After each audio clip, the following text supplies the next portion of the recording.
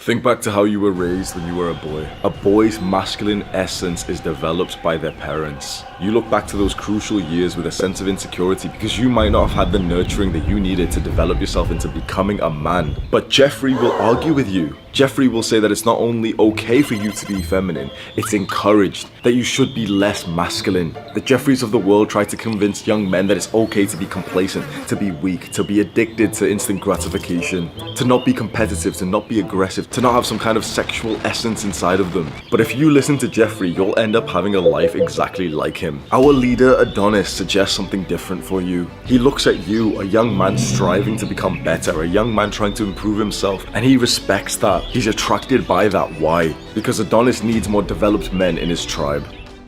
Being masculine and strong doesn't really come naturally to me, because when I was younger, my dad was working quite undesirable, stressful, dangerous jobs. He wouldn't be home for most of the day, and then when he would come home, he would just watch TV and drink. And the times that my dad did try to develop me, he would take me to his cricket club, it would have helped me become more masculine, but I had so much resistance to that because I was already being raised by my mother to be more feminine. And this is no disrespect to my mother or any other mothers who have taken the responsibility of raising a boy, because they're doing what they think is best. But you have to understand that a feminine person generally cannot raise a masculine person. So my mom was really protective of me, and I remember we used to live in Liverpool at a time when it was really racist. I would have been about 10 years old in primary school, and there was a lot of racist incidents. Anthony Walker, you can Google this name, Anthony Walker was brutally murdered 1 mile away from our house, and that's when it started getting serious. Our house is getting attacked, my sister's getting attacked, my sister's getting bullied, I'm getting bullied.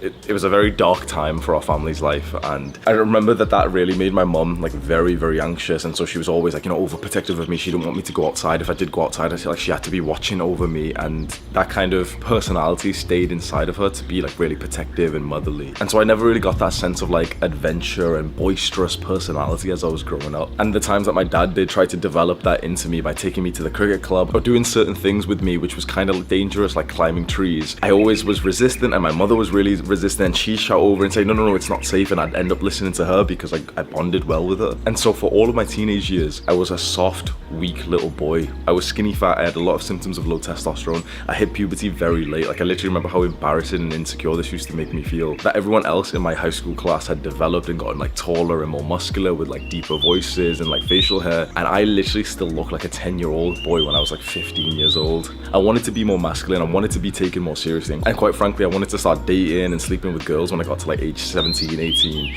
but I felt I was behind the game.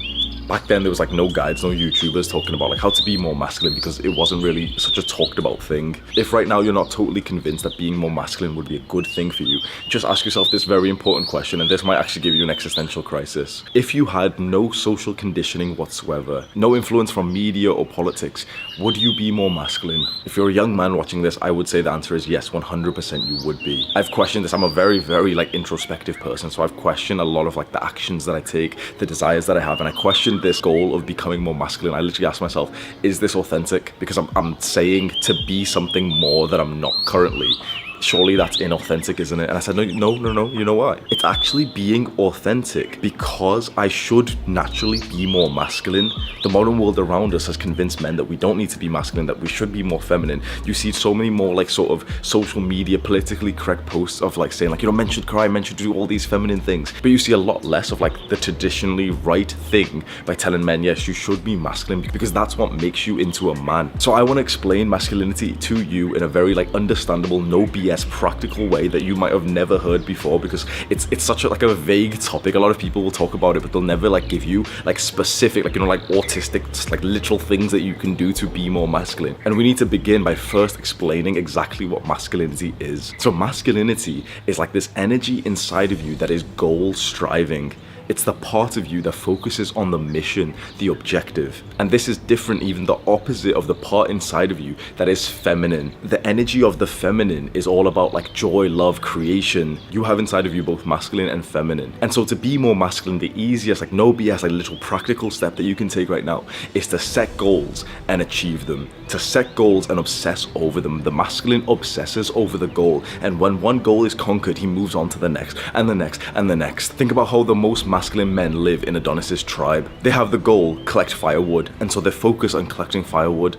What do the feminine women and even some men think about instead? They're not thinking, okay, the goal is collect firewood. They're thinking, oh yeah, you know, the sunset looks really pretty. Let's look at the sunset. Let's dance. The masculine man keeps his mind on the goal. Collect firewood. We need it. He collects the firewood. Mission accomplished. Next goal, bring the firewood back to the camp. Next goal, light the fire. Next goal, gather everyone round. Make sure everyone is here. Make sure everyone is warm. Next goal, make sure the meat is getting cooked. Next goal, let's train. Next goal, let's attract one of the women. Next goal, let's have sex. Next goal, let's reach ejaculation so we can impregnate this woman. The masculine is always focused on goals. The way that we have sex as men is always goal orientated. For women and feminine people, their sex isn't goal orientated. They're not obsessing over like the point of ejaculation as a man is. For women and feminine people, they're enjoying the expression of love and connection throughout the entire session. So ask yourself this question right now: how goal orientated are you? You might think you're like very, very goal. I swear I am, Hamza, but be honest. Do you wake up and one of the first things you do is recap your goals? Do you have a place to recap your goals? Do you have your goals written down? Adonis says that one of the best things that you can do as a young man on self-improvement is to write down your goals and to read them every single morning, to rewrite them, to obsess over them. Something magical happens when you put your intention into some big, worthwhile goals. And now the rest of your developments into becoming more masculine can all be fit inside of setting these goals, because this is such an easy way to think about it. Masculinity is all about being goal striving. It's all about the mission.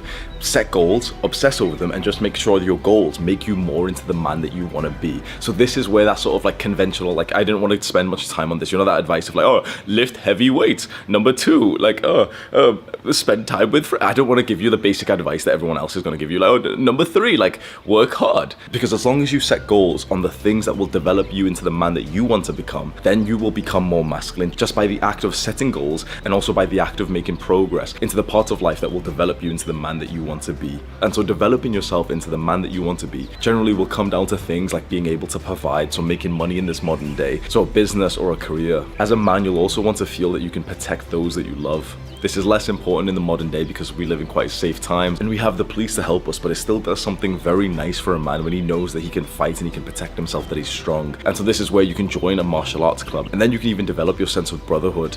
I'm here in Thailand right now with 2 of my best friends, and the level of brotherhood and masculinity that's been developed inside of us because we're around each other, we're challenging each other, is immense. I'm gonna have a full video on how to be less feminine, which I think is equally as important as this one. So look for that on my channel, it'll be released soon. You can subscribe to our channel if you want to. Welcome to the cult, do the hard work, especially when you don't feel like it. Mwah.